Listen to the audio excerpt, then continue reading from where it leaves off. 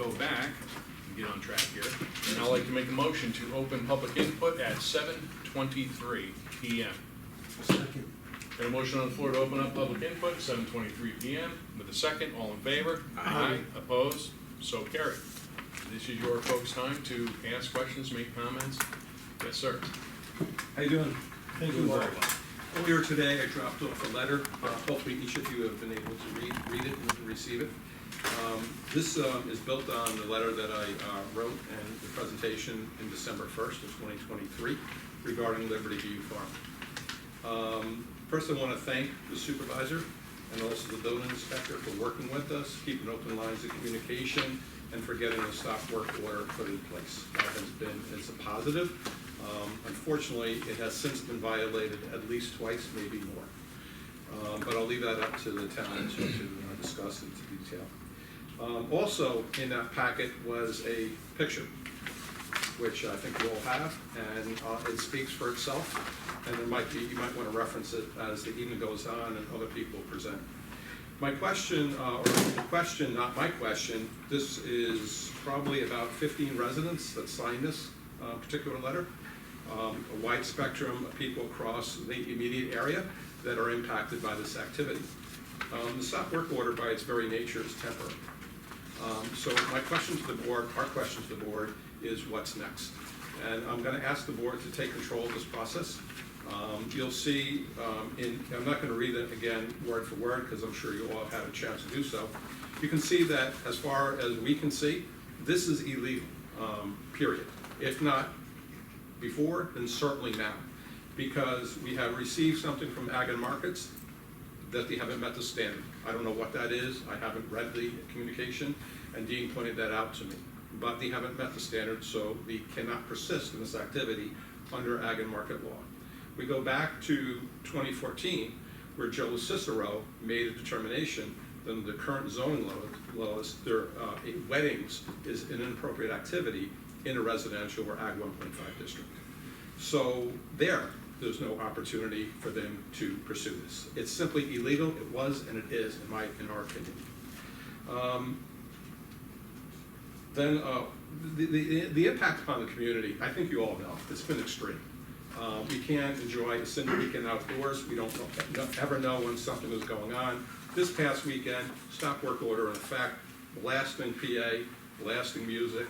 Can I ask you a question? Sure. Did you call the police at that time? We call the police every time. No. What Every I'm saying time. is, and told them that it's a stop work order? Yes. Did So they- actually, it changed 2 weeks ago from a noise complaint to a stop work order. Now, Right. the building inspector did send an email directing us what to do in the event that we saw something, and that was to call the police and simply register it. And when they're working, and I must tell you, out of 3 or 4 times I called, Platico was not on duty. And we're talking Saturday evening. But that's now the sheriff has covered, but then it's a record issue, which is it's up with the sheriff's office, in my opinion at least, or instead of with Platico, where it can easily be accessed. But yes, we have done that every single time this summer. And we have a lot as well, as does the police. So when they're on duty, we have come up, and they've been great. And they always have been great. They've responded and they've documented, they've understood it. This time, I said to the sheriff, why don't you just go straight over there? Because this has nothing to do with me. It has to do with the building department and the stop work order. And he said, well, that's not really a police matter. I says, it isn't, but Platico, that's how they're managing it. But I was also expecting that the PD was on duty, but we have called them. And within 30 seconds of my call, there was another emergency on site, which I was unaware of until the fire whistle went off. And so I know that the state police were there. I assume the sheriff was there because that's what they said they would do. It had to be across the room. The calls must have been going on. So I had no awareness of this. But in any event, it has been documented. And from that, Gene, if I heard correctly, I guess the fire department or ambulance couldn't get in there? I have no information on that. I wasn't part of it. I've never stepped foot on his property. But I believe he might be here to talk about that. And the other is the repeated disregard for laws and regulation. It just goes on and on and on from the very onset in 2012, 2011, something like that. These are my neighbors, Tom and I've been there almost 40 years. Patty Had it Murphy. I was gonna say, for house I building, almost said 40 years Patty. in March, and it's ridiculous. Yeah, understood. So, I'm asking the board, what's the next step? How are we gonna see this to its final conclusion? We are absolutely committed to seeing this activity cease permanently. So I will tell you this, as I had many conversations with you in the past, and I'll That's just true. reiterate for the folks that are here, you know, with you. We wanna see everything come into compliance as well. This is something that we are taking seriously. I have 100% faith in our building department following through with everything that needs to be done. He has reached out to the appropriate agencies. He's documented, I feel, appropriately. He has crossed the Ts, dotted the Is, and will continue to do so. And although it doesn't seem like it's a very quick process, government is inherently slow. But I have to say that I have full faith that the building department will do an accurate job and bring whatever that's out of compliance into compliance. Well, as Patty had mentioned, it's been 14 years. Yeah. Yes. Understood. It's- I mean, I we're know beyond myself, patient. I have been around since 2013, and I know you folks have been in here in 2015, 2016. 2 years ago, I believe, again, towards the middle end of the pandemic.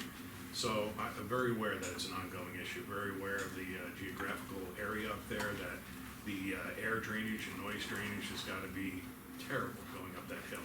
So what's the next step then? The next step is to follow the prescribed path that we are following. I can't tell you 100% what we're doing. All I can assure you is that we are doing it in accordance to the law, step by step. We're in contact with the Department of State, contact with the Department of Agriculture, and doing his due diligence. Unfortunately, I will apologize, but I'm apologizing for the state and how government works. It's slow, and it's unfortunate. You know, you folks have been, you know, receiving a perceivable beating for quite a long time up there. And I feel for you guys, but I don't wanna say our hands are tied, because they're not. It's just not a quick fix.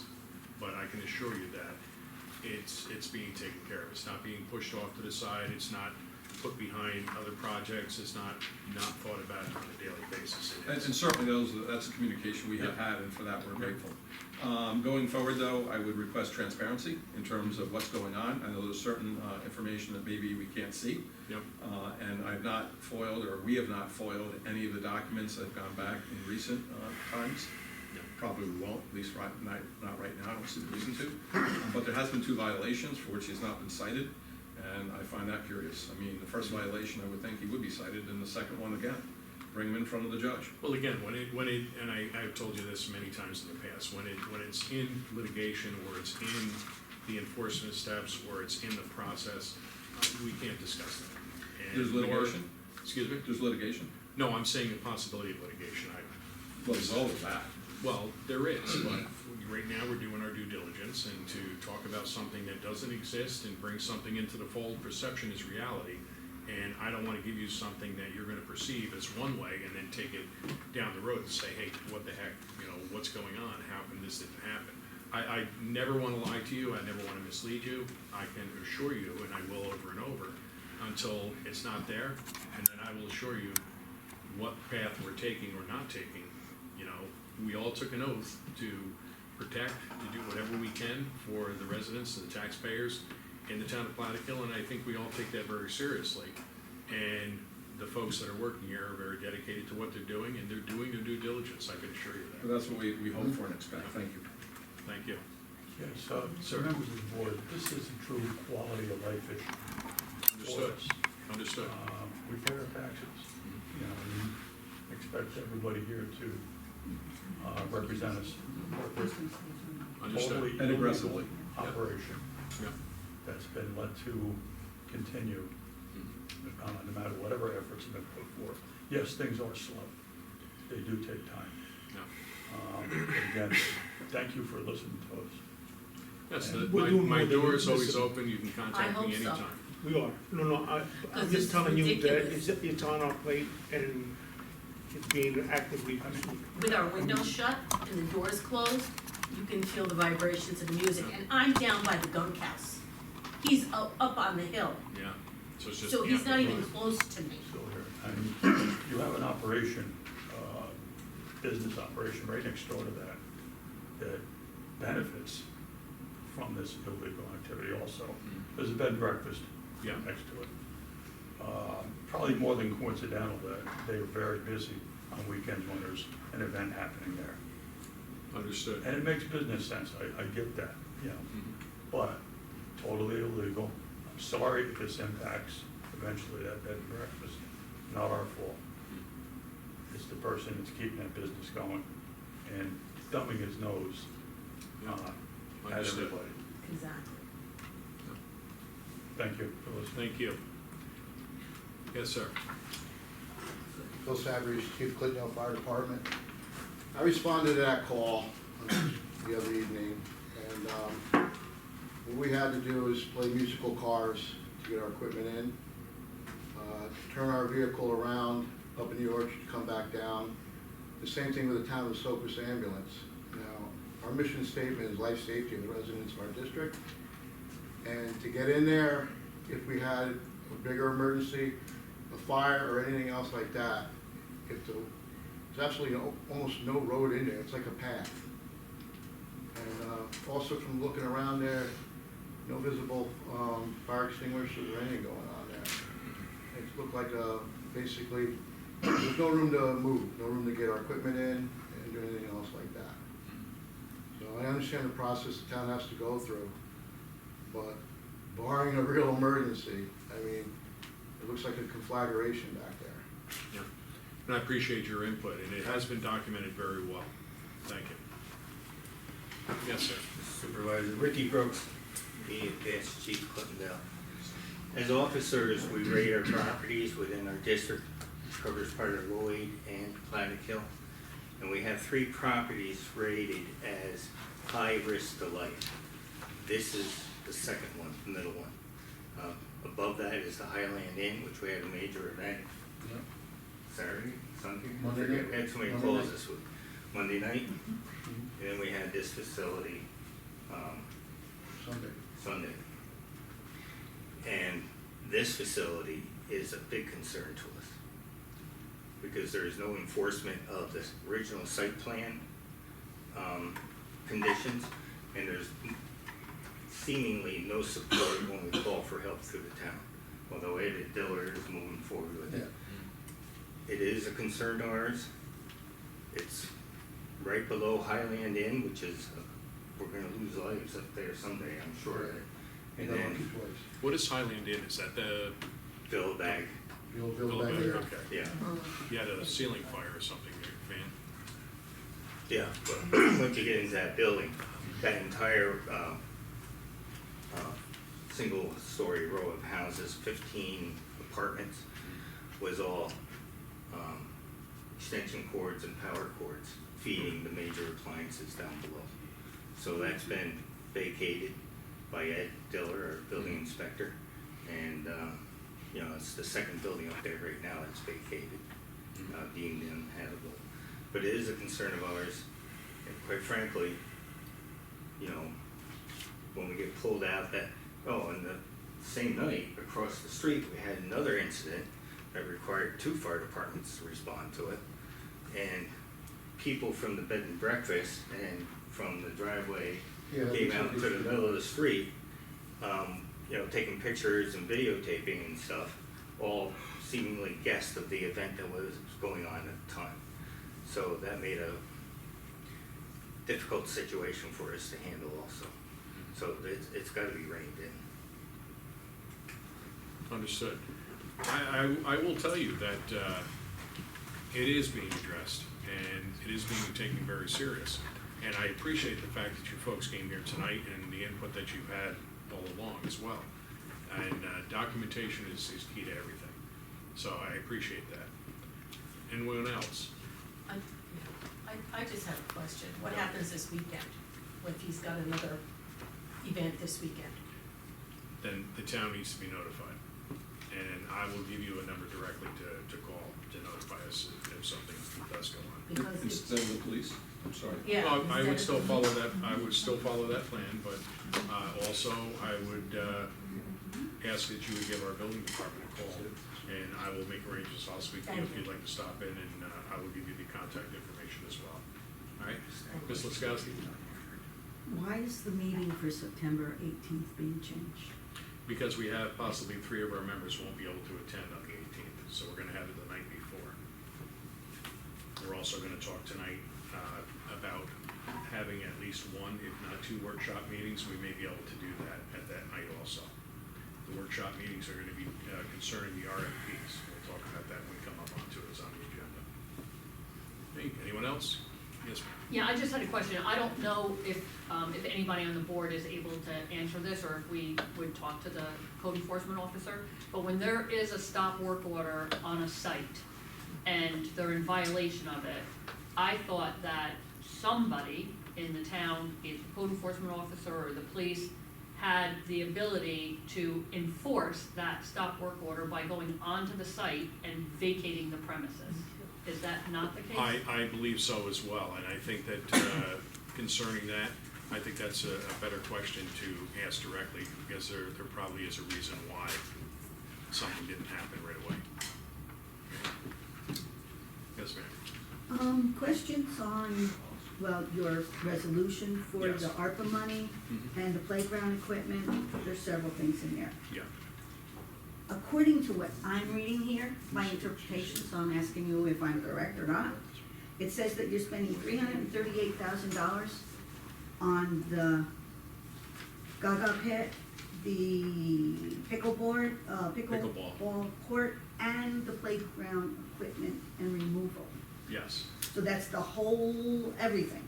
The new playground equipment? No, the playground, that's supporting a grant that we received also from the county to purchase the playground equipment. We had a dollar for dollar up to $100,000.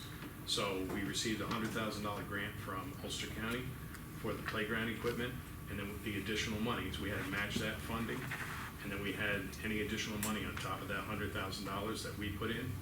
I believe it's 122,000, I'm not sure of the exact numbers. So we filed for a grant. The playground is approximately $220,000. $100,000 came from Ulster County in the form of a grant. We utilized the ARPA funds to support the other $120,000 of that. The So- resolutions that we have that we're gonna read tonight, basically those resolutions are, we already have that money has already been allotted, we're just moving it into the appropriate accounts. That's all we're doing. That's what the resolutions are for tonight. Okay, the playground, the old playground equipment has been removed? The old playground equipment, originally what we were going to do is the old playground equipment, one of the first things was there wasn't a value that was determined for that equipment. There was talk about just removing that equipment and getting rid of it and recycling it at the landfill or wherever they recycle that kind of stuff. So in further conversations, it came up, Councilman Fazio had looked at, I believe, Auctions America and a couple other auction sites. Yes. whatever And it we was. found that there was value in that equipment. So we felt collectively that it was smarter to put that out for bid, and that way, the removal would be done by the person who bid and was awarded the bid onto it. It made sense. We would require them to have the appropriate insurances intact and have it removed. However, professionally, it would be their equipment, and we would, even if it was $100, the price and time that we would save by removing the equipment would have been well worth it. After getting ready to put it out, we also started talking, and we felt that there was value in that equipment, that if the library would like to have that, they're in the process of trying to expand the library, put an addition on, and we thought that it was a pretty neat idea. If we were going to recycle that equipment, to recycle it in our own community by donating it to the library. So we made that offer to the library. It took, I think, 2 weeks before they had their board meeting. And they voted, and they decided they wanted the equipment. So to me, it was a win-win for the community. Even though we didn't receive a dollar for it, we still have the value of that equipment and a second opportunity for the kids. And a lot of them had grew up on that. And I hate to say, there's probably a couple in the room that grew up on that. But it's nice to have the opportunity not only to be in our park, but to go to the library and utilize that equipment. So that deal was made, and the library hit the ground running, started dismantling the equipment. They had, I believe, a company volunteer or donated their equipment, manpower, and trucks, and they moved that out of there Tuesday morning, I believe it was. So all that equipment's been removed from the site. That's now located in storage over somewhere with the library property, I assume.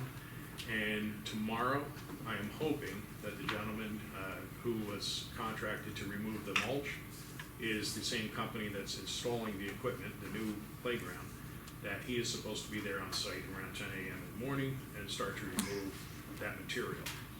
So that material that we're removing, which is the old mulch, a lot of that has rotted down, turned back to Mother Earth. Nature's taken it back, and we have the opportunity. We are going to need some topsoil in the future to do some landscaping around the Gaga pit and the pickleball. If you look, the landscaping or the drop, it's quite a bit higher, the concrete, than the ground. So there is AK Farms who sells mulch, or excuse me, not mulch, but topsoil. He does composting. So I had been in conversations with him, and rather than take the mulch and take it up to our transfer station and kind of put it over the hill and not do anything with it or compost it ourselves, we're going to give him the mulch, and in turn, we're going to get back some topsoil when we're ready for it. So it's a win-win all around. So the pickleball court, the Gaga pit, the playground, those three are the major, I guess, pieces of equipment, so to speak, that we're adding and rebuilding to the park. It's also the board's anticipation to put in 2 volleyball nets with a possible sand surface for folks to go down and enjoy volleyball, as well as badminton down there.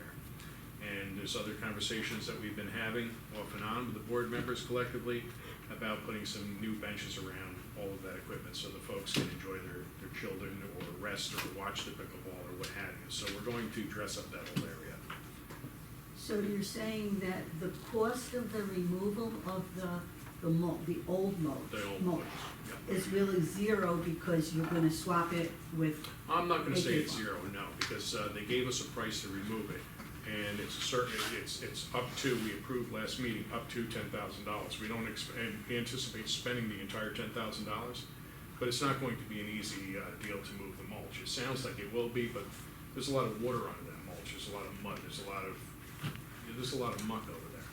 So when we remove the mulch, the anticipation is to let the area dry out, bring back some bank run to stiffen up the ground a little bit, and who better than the individual that's going to have to basically warranty and guarantee the equipment that's going in there, who better to do it the right way than that gentleman. So he is also a source flow contractor, so he comes off the bidding process, the approved contracting source. moving on to the playground, the new playground equipment. Yeah. Is there going to be equipment for handicapped children? Yes, I believe the majority of that, if not all of it's gonna be ADA compliant. And that was a very important thing that we looked at.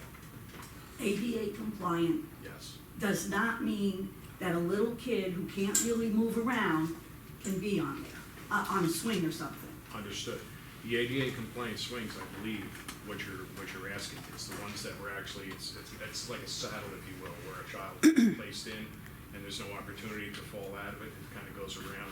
5-point hit, 5-point? I'm not an expert at it, but that sounds familiar to me, yes. Who decided what equipment is going in there?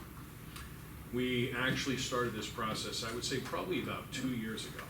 And we actually asked, with the opportunity that we were going to get the grant, we asked our highway superintendent to put out a feeler to get some estimates on the playground equipment, and he came back with two different versions. And through that period of time, from the time we received them to the time we actually signed the contracts, some of the equipment changed a little bit. I will tell you, one of the biggest reasons why we changed the equipment was maintenance. Some of the equipment actually had like a nylon cotton type rope, and we felt that would be a maintenance issue and a possible failure point.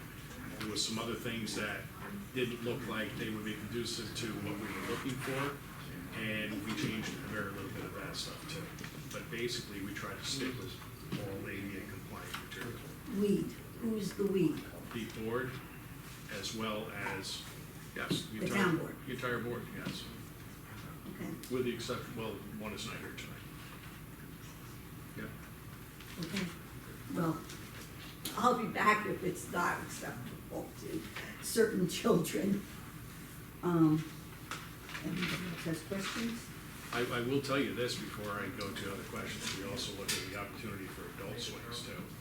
So if we do have that opportunity to actually add that, I'll let you know. Very good.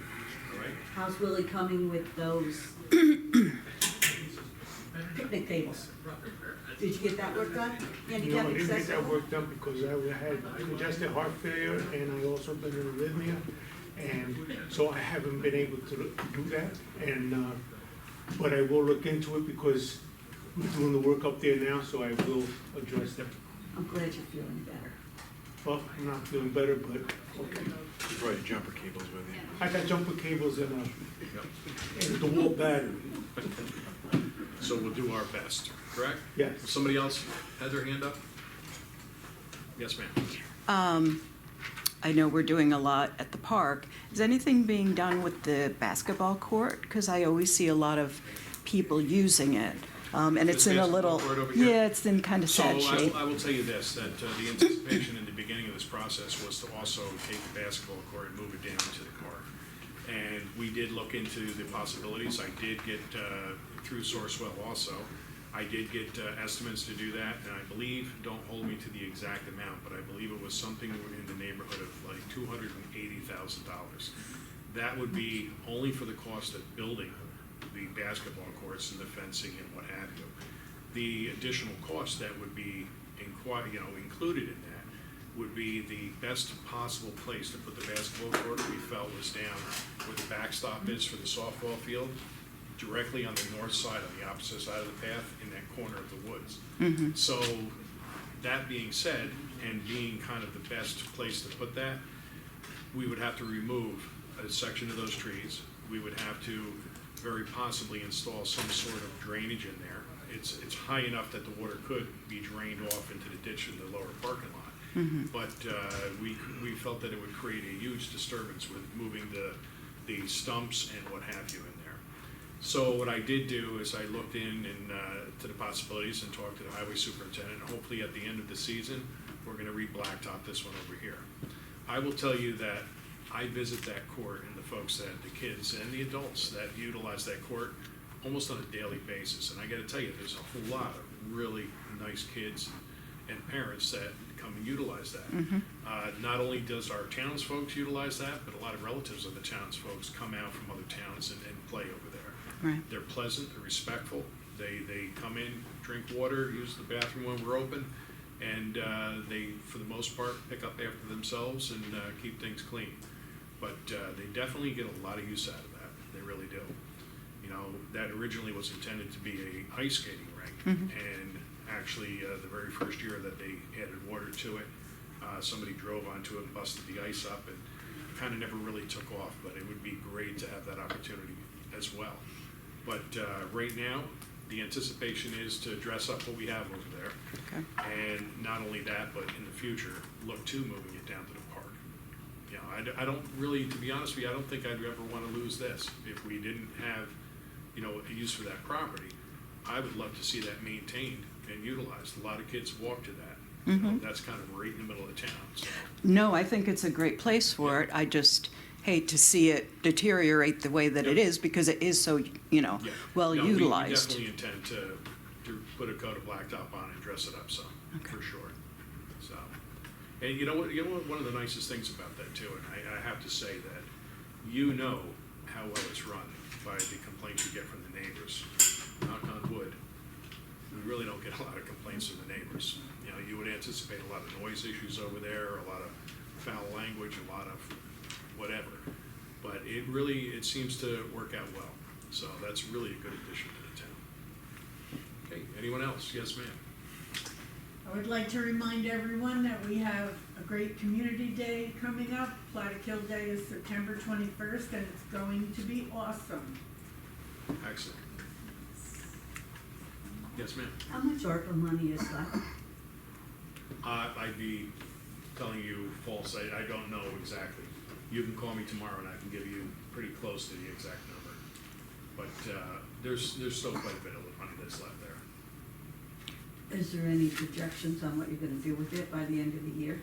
By the end of the year, yes, Well, I thought you have to. there's several things that we are going to do. We're looking at an additional piece of equipment for the park and replacing the golf cart that's up there. The pool car, we are going to be making that purchase very soon. That'll be an addition here to the town hall. We're also looking into, well, we're not even looking into, when we get further down into the agenda, some of that money is being spent on the engineering fees to give us an assessment on the buildings. Some of that money is also being spent on the surveying, which I had a call out to them last week. And I am hoping by the end of this week, beginning of next week, we should have our surveys in our hands. Hoping in anticipation of having our workshops and approving one of the engineering companies, we had 3 quotes come in. We're hoping to move forward with that, so that's going to eat up a little bit of that money as well. But there is some other projects that we're talking about, definitely. Talk to you tomorrow. Okay. Anyone else? Okay, going once, going twice. Okay, at this time, I will make a motion for at 7:55 PM to close public input. I'll second it. Okay, we have a motion on the floor to close public input with a second. All in favor? Aye. Opposed? So carried.